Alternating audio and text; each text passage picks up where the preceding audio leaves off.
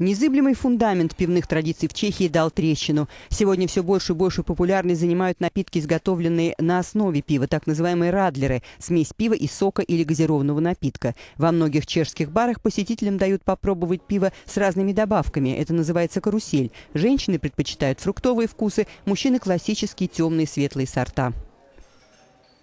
Мне понравилось больше всего вот это классическое, которые обычно темные, светлые, а остальные, это вот она любит очень.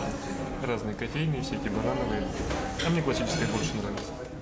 10 лет назад чешские пивовары уже пытались продвинуть на рынок радлер. Тогда этот напиток не получил широкой поддержки и был воспринят как пивное богохульство. Сегодня пивовары считают, что кризис и стремление к здоровому образу жизни привлечет к радлеру потребителя.